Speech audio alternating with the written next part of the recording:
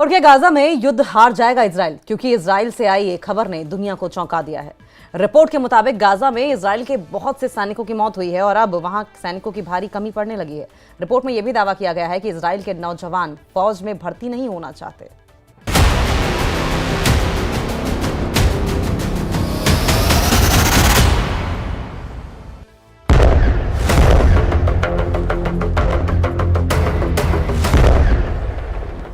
Israel में भाड़े के सैनिकों की भर्ती। जब से दुनिया के सामने ये रिपोर्ट आई है, हर किसी की जुबान पर सिर्फ एक ही सवाल है। सवाल ये कि क्या गाजा युद्ध हार रहा है इजरायल? क्या हिजबुल्लाह के हमलों से कमजोर पड़ गया है इजरायल? क्या इजरायल में लोगों की इतनी कमी हो गई है कि भाड़े के सैनिकों से इजरायल ने भर्ती अभियान छेड़ दिया है? क्या ईरान के मिलिशिया ने नेतन्याहू को घेर लिया है?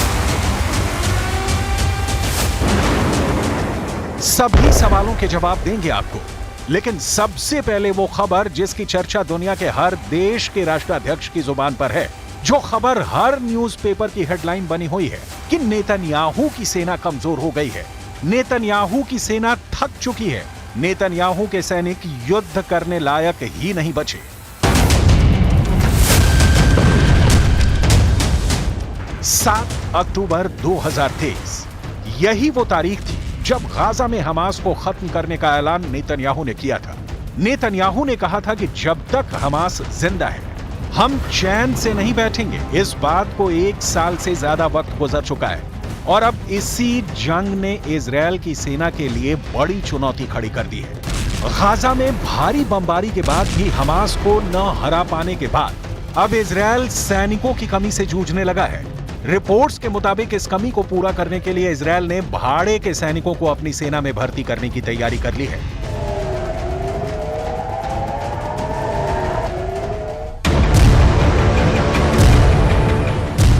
गाजा जंग लड़ते लड़ते इजरायली सेना के हौसले पस्त हो चुके हैं। अरब मीडिया की रिपोर्ट्स के मुताबिक कई इजरायली सैनिक जंग के मैदान से भागने लगे हैं। इजरायल की रिजर्व सेना ने भी जंग का हिस्सा बनने से इनकार कर दिया है। इसलिए अब इजरायल अपनी सेना में विदेशी लड़ाके भी भर्ती करने लगा है और इसके लिए वो लड़ाकों को कई तरह के लालच भी दे रहा है। 7 अक्टूबर के बाद से इजरायल के लगभग 12,000 सैनिक घायल हुए हैं और 783 सैनिक मारे गए हैं। जानकारों का दावा है कि मरने वाले सैनिकों की तादाद इससे और कहीं ज्यादा हो सकती है।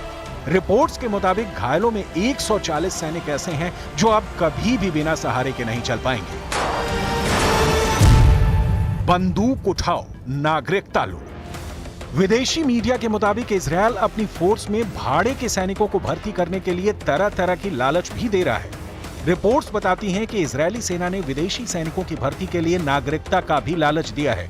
इजरायली अखबार हारेट्ज की रिपोर्ट के मुताबिक इजरायली सरकार ने एक भर्ती अभियान शुरू किया है, जिसके तहत अफ्रीकी शरणार्थियों को गाजा युद्ध में भेजने के बदले स्थायी नागरिकता की भी पेशकश की गई है। इजरायल की सेना इस वक्त लगभग 10,000 सैनिकों की कमी से जूझ रही है और इजरायली अधिकारियों को यह जिम्मेदारी दी गई है कि वो इस कमी को पूरा करें। इजरायली अधिकारी ऐसे शरणार्थियों की पहचान करेंगे और उन्हें सेना में भर्ती करेंगे। इजरायली सेना और आंतरिक मंत्रालय की ओर से इन शरणार्थियों को जंग की ट्रेनिंग दी जाएगी। इसके अलावा विदेशों से भी लड़ाकों को भर्ती किया जा रहा है। इजरायली अखबार हारेट्ज के मुताबिक इजरायल जर्मन खुफिया एजेंसी और दूसरे ग्रुप्स के साथ मिलकर अफगानिस्तान, लीबिया और सीरिया से जर्मनी आए शरणार्थियों को भाड़े के सैनिकों के रूप में भर्ती कर रहा है। इसके बदले उन्हें इजरायल की फास्ट ट्रैक नागरिकता और 4,000 से 5,000 यूरो प्रति माह वेतन की पेशकश की गई है।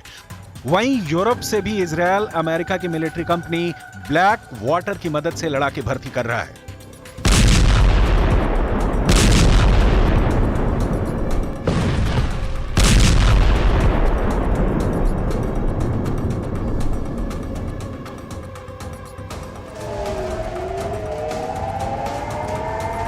अब इस तस्वीर को देखिए। अभी 4 दिन पहले की ये खबर है जब आईडीएफ ने आधिकारिक तौर पर उत्तरी गाजा में मारे गए अपने सैनिकों के नाम और तस्वीरें जारी की।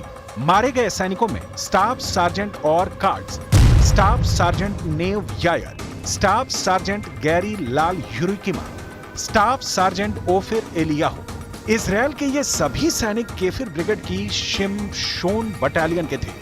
गाजा से पहली बार ऐसी तस्वीरें आई हैं, ऐसा नहीं है। इजरायली फोर्स गाजा में हमास को नुकसान पहुंचा रही है तो हमास भी आईडीएफ को बख्श नहीं रहा है। हमास के फील्डर भी जगह जगह तैनात हैं। सवाल उठता है कि क्या वाकई इजरायली सेना को 1 साल के युद्ध में सैनिकों और हथियारों का भारी नुकसान हुआ है? विदेशी मीडिया की माने तो हाँ, इजरायल 1 साल में बहुत कमजोर हुआ है। 13 अप्रैल 2024 ये वो तारीख थी जब ईरान ने इजरायल पर 300 से ज्यादा किलर ड्रोन, क्रूज और बैलिस्टिक मिसाइलों से हमला बोला था। हालांकि अमेरिका भी इजरायल के साथ हमले का मुकाबला करने के लिए खड़ा था, लेकिन इजरायल की खुफिया एजेंसियां ये पता लगाने में नाकाम रहीं कि ईरान इतना बड़ा हमला करेगा। ईरान का हमला इजरायल की उम्मीद से बहुत बड़ा था। अमेरिका के F-15 लड़ाकू पायलटों ने ईरानी हमलों से मुकाबले के उस क्षणों को याद किया है। पायलटों ने बताया है कि ईरानी हमले के दौरान एक समय उनके पास फाइटर जेट में मिसाइलें खत्म हो गई, जिसके बाद उन्होंने बंदूकों का इस्तेमाल करना शुरू कर दिया था। अमेरिकी मीडिया को दिए एक इंटरव्यू में F-15 के पायलट ने बताया कि ईरानी हमले का सामना करते समय उनके पास हवा से हवा में मार करने वाली मिसाइलें खत्म हो गई, इसलिए उन्होंने फाइटर जेट में लगी बंदूकों से ड्रोन का मुकाबला किया। उन्हें इसकी उम्मीद नहीं थी जब लगा कि अब जान नहीं बचेगी।